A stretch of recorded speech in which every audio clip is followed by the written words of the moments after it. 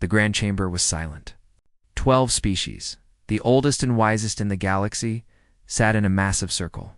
Their eyes were fixed on the floating hologram in the center of the room. It showed a map of conquered worlds. 17 star systems, marked in red, now belonged to the enemy. High Arbiter Vel stood at the central platform. His tall, thin body cast a long shadow across the floor. His silver skin reflected the light from 1,000 stars visible through the transparent ceiling. He had led the Galactic Council for 300 years. He had never felt this afraid. The Voran Dominion grows stronger each day, Vel said. His voice was calm, but everyone could hear the worry beneath it. Warlord Kale has taken 17 systems. His army numbers in the millions, and we have nothing to stop him. The chamber remained quiet. The elder species had given up war long ago. They believed violence was primitive. They believed advanced civilizations solved problems with words, not weapons. For 10,000 years, this belief had worked. Now it was killing them. Ambassador Nyx of the Tarian Empire raised his hand. His people were known for their pride and their golden feathers. We should negotiate, he said. Offer Kale whatever he wants. Territory, resources, anything. We tried, Vel replied. He refused. Kale does not want peace. He wants everything. A heavy silence fell over the chamber again. The elder species had forgotten how to fight. Their ships were built for exploration, not battle. Their people were scientists, artists, and philosophers. They did not know how to hold a weapon. Then Scholar Lyra stood up. She was small, with pale blue skin and large dark eyes. Her people were historians. They recorded everything but participated in nothing. She rarely spoke at council meetings. I may have a solution, she said softly. Every eye turned to her. Lyra touched her console, and the hologram changed.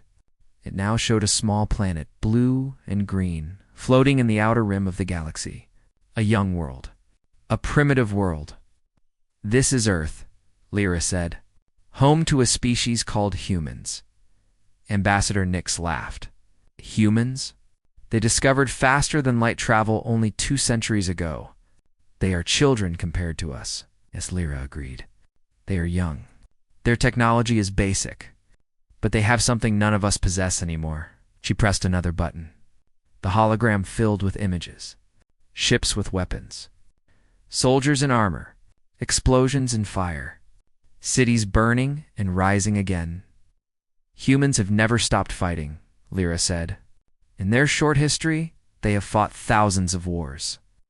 Against nature. Against each other. Against everything that threatened them. And they are still here. Still fighting. Council members looked at the images with horror and confusion. They could not understand. Why would a species destroy itself like this? How could they survive such madness? High Arbiter Vel studied the hologram carefully. He saw something the others did not. In every image of destruction, there was also an image of rebuilding. Humans fell, but they always stood back up. You believe these primitives can fight the Voran? Vel asked. I believe they are the only ones who can, Lyra answered. Ambassador Nyx shook his head. This is foolish. We cannot ask primitives to save us. It is beneath our dignity. Our dignity will not protect us when Kale reaches our worlds, Vel said quietly. He looked at Lyra and nodded. Make contact with Earth, thousands of light years away. General Taiho sat in his office in Seoul. The United Defense Headquarters was quiet at night. Most of his staff had gone home. But Taiho never slept well. Old soldiers rarely did. His screen lit up with an incoming transmission. The signal was unlike anything he had seen before. It came from outside the solar system. From very far outside, Taiho watched the message play. A strange alien with silver skin spoke in perfect Korean. The translation technology was impressive. The message was simple. The galaxy needed soldiers. Earth was being asked to provide them. Taiho read the message 3 times. Then he called his officers. Colonel Yuna arrived first. She was sharp and careful, always looking for traps. It could be a trick, she said. We know nothing about these aliens. Captain Do Yen disagreed. This could be our chance. A chance to show the galaxy what humans can do. Lieutenant Hannah and Sergeant Minho listened quietly. They were soldiers, not politicians. They would follow orders. General Taiho thought for a long time. He looked at the map of Earth on his wall. His planet had fought so many wars. His people had suffered so much. But they had also achieved so much because of that suffering. They learned. They adapted. They survived. "We will answer the call," Taiho finally said. "But we go on our terms. We are not servants. We are not tools. We are soldiers of Earth, and we will show them what that means." He recorded his response and sent it across the stars. In the Grand Chamber, High Arbiter Vel received the message. General Taiho's face appeared on the hologram. A human. Small. No claws. No armor. No obvious strength. But his eyes were different. They held something Vel had not seen in centuries. They held fire. "We accept your invitation," Taiho said in the recording. "Prepare a place for us. We are coming." Vel looked at the other council members. Some were hopeful. Some were doubtful. Ambassador Nix still looked angry. Warlord Kale, watching from his own ship far away, received a copy of the transmission. He laughed when he saw the human general. "These are the warriors they send against me," he said to his officers. "Small, soft, weak. This will be easier than I thought." He turned off the screen and went back to planning his next conquest. The humans would arrive soon. He would crush them quickly and move on. He did not understand his mistake. None of them did. Not yet. The human transport ship was ugly. That was the first thing the council noticed. It was not elegant like their vessels. It was not beautiful. It was a box of metal with engines attached, gray and angular and covered with weapons. High Arbiter Vel stood on the observation deck with the other council members. Behind them, Warlord Kale watched with amusement. He had come to see these so-called warriors for himself. He wanted to laugh at them before he destroyed them. The ship's door opened. General Taiho stepped out first. He was shorter than most aliens in the room. His skin was not armored. He had no claws, no fangs, no natural weapons of any kind. He wore a simple uniform with medals on his chest. His hair was gray at the edges. His face was calm. Behind him came Colonel Yuna, Captain Do-Yoon, Lieutenant Hannah, and Sergeant Minho. Then came rows of soldiers. They moved together, their boots hitting the floor at the same time. Their eyes looked straight ahead. They did not seem impressed by the massive station or the powerful aliens watching them. Ambassador Nix leaned toward Vel. "They are so small," he whispered. "So fragile. A single Voran warrior could tear them apart." Warlord Kale stepped forward. He was massive, 3 times the size of any human. His skin was thick and gray like stone. His arms were as wide as tree trunks. "These are your champions." Kale laughed. His voice echoed through the deck. "I have seen insects more threatening. This is a waste of my time." General Taiho looked up at the giant warlord. He did not seem afraid. He did not seem impressed. He simply looked at Kale the way a man might look at a problem he needed to solve. "You talk a lot," Taiho said simply. The chamber went silent. No one spoke to Warlord Kale that way. No one dared. Kale's eyes narrowed. "You will regret those words, little creature." "Maybe," Taiho replied, "but not today." Colonel Yuna stepped forward before the tension could grow worse. She faced High Arbiter Vel and bowed slightly. "We request permission to demonstrate our capabilities. Words mean nothing. Let us show you what human soldiers can do." Vel nodded. "We have simulation chambers, the most advanced in the galaxy. They can recreate any battle condition." "That will work," Yuna said. The council members moved to the observation room above the simulation chamber. Captain Do-Yoon entered the chamber with 12 soldiers. They carried weapons the aliens did not recognize. Metal tubes. Strange devices. Nothing that looked powerful. The simulation began. The room transformed into a rocky battlefield. And then the enemies appeared. The simulation created 50 Voran warriors. They were huge and fast and brutal. They roared and charged toward the humans, Ambassador Nix expected the humans to run. Warlord Kale expected them to die. Neither happened.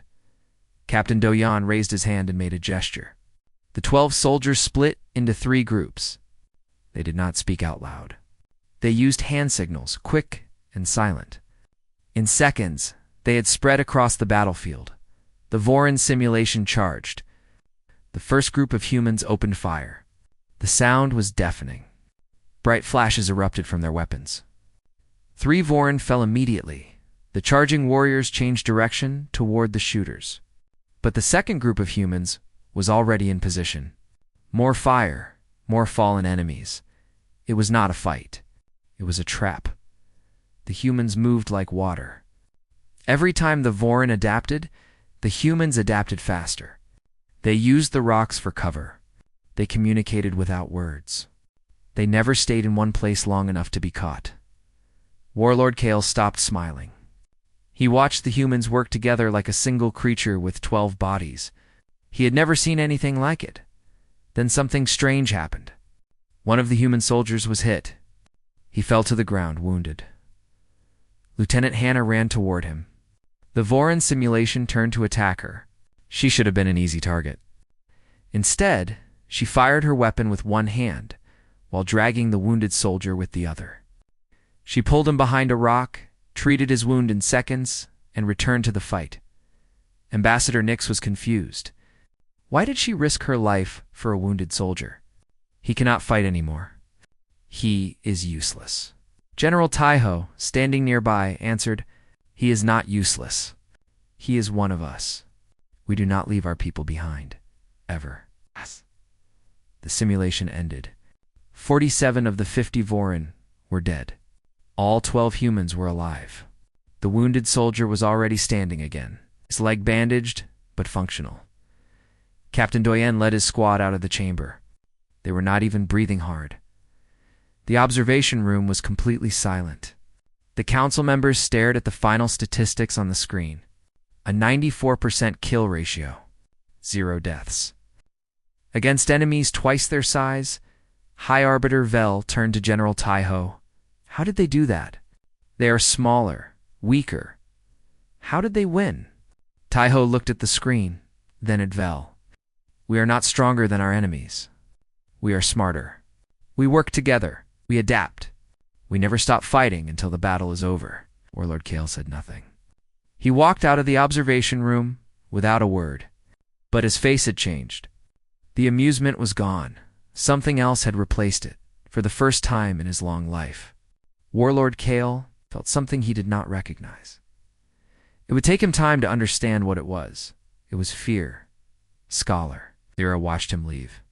She made a note in her records. The humans had passed their first test, but the real test was still coming. War was not a simulation.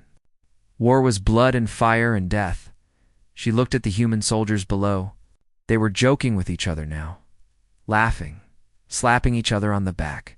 They did not look like killers. They looked like friends. Lyra wondered if that was the secret. If the bond between them made them stronger, she would watch carefully in the days ahead. She had a feeling she was about to witness something the galaxy had never seen before. High Arbiter Vel asked General Taiho to meet him privately. The small room had windows that showed endless stars. 2 chairs faced each other. Nothing else. Vel sat down slowly. His silver skin looked tired. His eyes were full of questions. "Your soldiers impressed me," he said, "but I still do not understand. Simulations are not real. In real battle, your people will die. Why do you believe you can defeat the Voron when ancient civilizations could not?" Taiho did not answer immediately. He looked out at the stars for a moment. Then he turned to Vel. "May I show you something?" Taiho asked. "It will be difficult to watch, but you need to see it." Vel nodded. Taiho called Scholar Lyra into the room. She brought her recording equipment. Together, they prepared a presentation of human history. The first images appeared on the screen. Ancient battles. Men with swords and spears, killing each other on fields of grass, blood soaking into the earth. Cities burning. Vel watched in silence. The images continued. Centuries passed. The weapons changed. Guns replaced swords. Bombs replaced arrows. The killing became faster, more efficient. More terrible. Then came the world wars. Millions of humans fighting across entire continents. Trenches filled with dead bodies. Cities reduced to ash. Machines designed only for destruction. Ambassador Nix, who had joined the meeting, stood up suddenly. His golden feathers shook. "Stop this," he said. His voice was weak. "I cannot watch anymore." "You must," Taiho said quietly. "You need to understand what we are." The presentation showed nuclear explosions, mushroom clouds rising over destroyed cities, radiation poisoning the land for generations. Humans had built weapons that could end their own species, and they kept building them. Vel's hands were shaking. "How are you still alive?" he asked. "How did your species not destroy itself?" Colonel Yuna answered. She had been standing silently near the door. "We came close, many times. But we learned. Every war taught us something. We learned to fight better, to heal faster, to build stronger. We learned that destruction alone leads to nothing." "But you still fight," Vel said. "You never stopped." No, Yuna agreed. "We never stopped. Because the universe never stops threatening us. Storms, diseases, famine, other humans. We fight because we have to. And we survive because we fight together." The presentation ended with images of modern Earth. Human soldiers training in deserts and mountains and frozen lands. Ships flying through space. Technology that had grown from the ashes of 1,000 wars. The room was silent. Warlord Kale had been watching from his own ship through a hidden connection. He turned off the screen slowly. His officers noticed his strange expression. "My lord," one of them asked. "What is wrong?" Kale did not answer immediately. He was thinking about what he had seen. The Vorin were warriors. They lived for battle. They conquered because they were strong, but humans were different. They did not fight for glory. They did not fight because they enjoyed it. They fought because it was the only way they knew how to survive, and they had been doing it for their entire existence. They were not soldiers. They were survivors. Back in the meeting room, Sergeant Minho asked to speak. He was a simple man, not a general or a strategist, just a soldier who had served for many years. "May I tell you about my grandfather?" Minho asked. Vel nodded. Minho sat down. His eyes looked far away, remembering things from long ago. "My grandfather fought in a war on Earth," Minho said. "He was young then. Just a boy, really. He watched his brothers die. He lost his home. He lost everything." The aliens listened in silence. After the war, people asked him why he kept fighting, why he did not run away, why he did not give up. Minho paused. He told them, "Someone had to stand between the darkness and everyone I loved." Lieutenant Hannah wiped her eyes. She had heard this story before, but it still moved her. Minho continued, "My grandfather is dead now, but I fight for the same reason. Not because I want to. Not because I enjoy killing. I fight because there are people who cannot fight for themselves, and someone has to protect them." High Arbiter Vel looked at the human sergeant with new eyes. He finally understood something important. "You do not love war?" Vel said slowly. "You hate it. More than anyone," as General Taiho replied. "The best soldiers are the ones who hate war the most, because we understand what it costs. We know the price of every bullet, every life, every moment of pain." Vel leaned back in his chair. His fear was still there, but something else was growing beside it, hope. "One more question," Vel said. "If you are so capable of destruction, why have you not conquered the galaxy yourselves? You could have. Your nature clearly allows it." General Taiho smiled. It was a sad smile, full of memories. "Because we know what war costs," he said. "We do not seek it. We do not celebrate it. But when war comes to us, when it threatens the people we protect, we do not run." He stood up and looked directly into Vel's eyes. "We do not lose." Vel believed him. For the first time since the Vorin invasion began, he believed victory was possible. The humans were not saviors. They were not heroes from ancient stories. They were something simpler, something more dangerous. They were survivors. And they had come to survive once more? Nexus Prime was burning.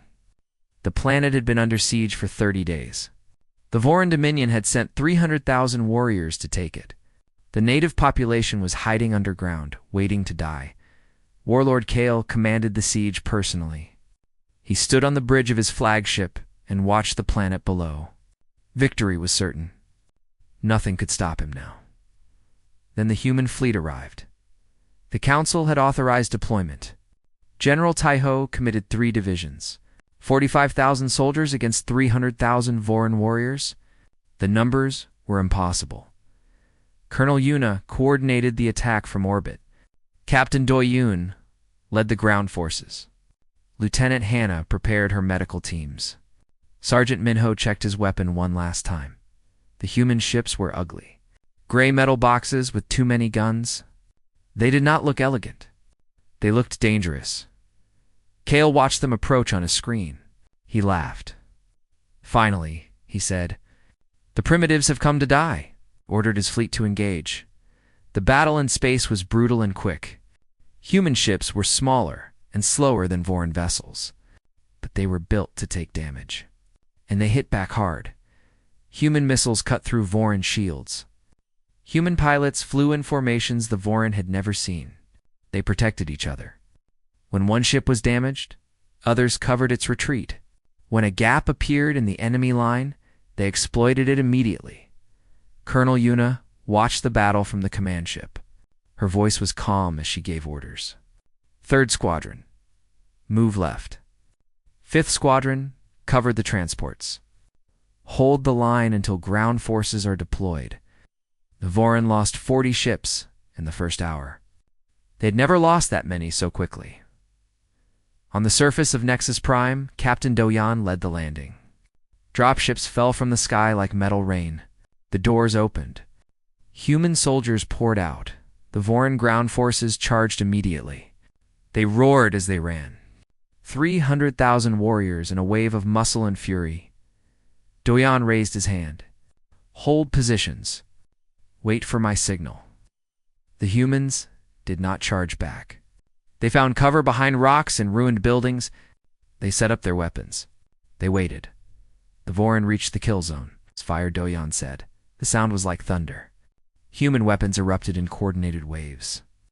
Artillery shells exploded among the charging warriors. Automatic fire cut through their ranks. The first wave of Voran fell by the thousands, but more came. Always more. Sergeant Minho was on the front line. His rifle was hot from constant firing. Next to him, a young soldier named Jisoo was shaking with fear. "First battle?" Minho asked between shots. Jisoo nodded. "Stay close to me," Minho said. "Watch my movements. Do what I do. You will survive." The Voran kept coming. They climbed over the bodies of their fallen brothers. They did not stop. They did not retreat. Warlord Kale watched from his ship. He was not worried. His warriors would eventually overwhelm the humans through sheer numbers. It was only a matter of time. Then Captain Doyan changed the plan. Hidden units appeared on the Voran flanks. They had been waiting underground for hours. They attacked the charging warriors from the sides. Mines exploded beneath Voran feet. The entire battlefield became a trap. Kale ordered his warriors to adapt. Flanking maneuvers. New attack patterns. But every time the Voran changed tactics, the humans changed faster. It was like fighting smoke. Every attack hit empty ground. Every charge met walls of fire. The humans were always one step ahead. Lieutenant. Hannah worked in a field hospital near the front lines. Wounded soldiers arrived constantly. Some were missing limbs. Some had holes in their bodies. Some should have been dead. Hannah saved them anyway. She moved from patient to patient with impossible speed. Her hands never stopped. Bandages, injections, surgery. She brought soldiers back from the edge of death and sent them to fight again. A Voran observer reported to Kale. "My lord, the humans we kill are standing back up. They are returning to battle." Kale did not believe it. But the reports kept coming. Humans who should have died were fighting again hours later. Their medicine was beyond anything the Vorin had seen. 72 hours passed. The battle did not stop. Humans fought in shifts. When one group was exhausted, another took their place. The Vorin had no such system. Their warriors grew tired. Their charges grew weaker. On the 73rd hour, something broke in the Vorin lines. It started small. A group of warriors hesitated before charging. Then another group. Then another. Warlord Kale felt the change. His warriors were not retreating. Not yet, but they were afraid. For the first time in their lives, they faced an enemy they could not overwhelm. Kale gave an order he had never given before. Retreat. The Vorin forces pulled back. They left 180,000 dead on the battlefield. The survivors fled to their ships and ran from Nexus Prime. Human casualties. 2,847 dead. 8,000 wounded. General Taiho stood on the surface of the liberated planet. The air smelled of smoke and blood. Around him, soldiers were resting. Some were crying. Some were silent. All were exhausted. He activated a broadcast on all frequencies. His voice reached every ship in the system, Vorin and human alike. To the forces of the Vorin Dominion, Taiho said slowly, "Tell your masters what you witnessed here.